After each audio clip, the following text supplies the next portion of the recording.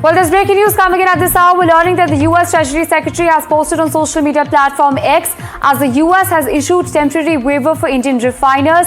That's right, there's important information we're tracking for Indians as the US has said, and I quote, that anticipate that India will ramp up US oil purchases. The crucial point here is the fact that the US has in fact announced a 30-day waiver for Indian refiners to buy Russian oil.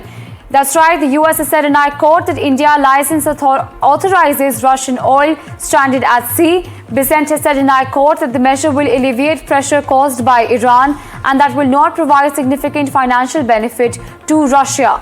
Now, an important statement coming in from the United States, as the United States has also gone on to add that India is an essential partner of the United States.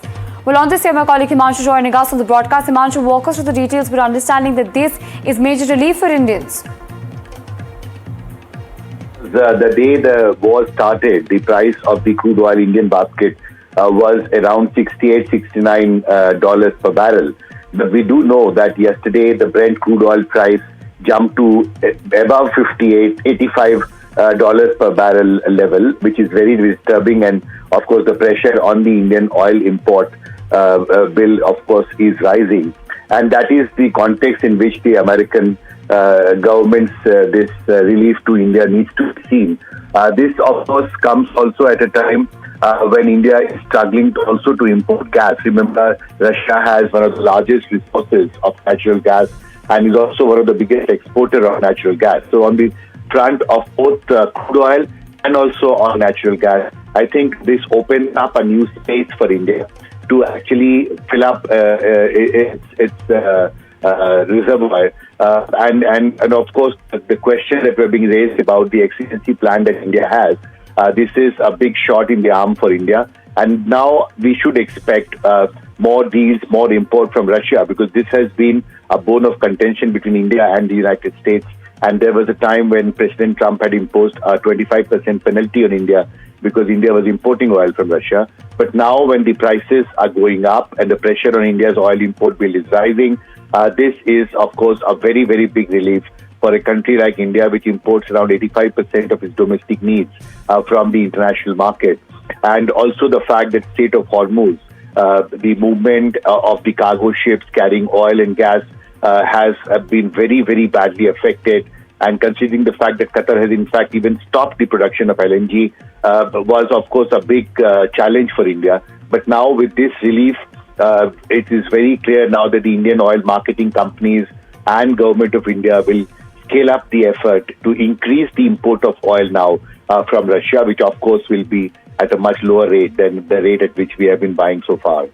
Himanshu, let's distill it down for viewers. I want to understand in terms of policy. The United States has repeatedly spoken against India buying Russian oil. Where exactly does that policy stand at the moment? Well, I mean, there is a relief because the situation has changed now. And now there is a thinking that the war that is now going on in Middle East, West Asia, was largely initiated by the US. And I remember the leading India's oil and gas economists have repeatedly been raising this issue. The time has come when India should go to the US and say that this is a war that has been started by the United States. And because of that, the price of crude oil has now jumped beyond $85 per barrel. So the time has come where it is becoming impossible for India to meet with this emerging rising cost of the crude oil. And so I think now finally with this pressure building up, US perhaps has understood that a country like India, which imports 85% of its domestic needs from international market, cannot cope up with a price range which is now above $85 per barrel. And that forms the context in which this relief has been given. The idea also is the fact that India is an emerging power now, and there is also a sense that US wants to help India, which it calls a strategic partner. In fact, yesterday, the Deputy Secretary of State of the United States had said that India-US ties are now at a very, very critical and strategically important moment. Absolutely. And that forms the context in which this relief has been given to India. Right, absolutely, Manshi. In fact, hold on to that thought. We also have a guest joining us on the broadcast. We have Peter McGuire. He's the CEO of XM Australia. He's joining us on the broadcast. Peter, thank you so much for speaking to NDTV. I want to understand from you, there's an important statement that's just come about from the United States in which Scott Bessent has gone on to say that there is a 30-day waiver for Indian refiners to buy Russian oil. How exactly are you viewing the implications of this statement? Well, good morning. It's just come across the wire and I'm very conscious of it as far as Scott Bessent's 30-day time frame, and it's certainly going to be very, very beneficial naturally for India, and I feel as though that this will probably stretch to other countries as well. We understand the import market of what India primarily imports from an energy perspective, and Scott Bessent is demonstrating, and it's very interesting that he's chosen Russia.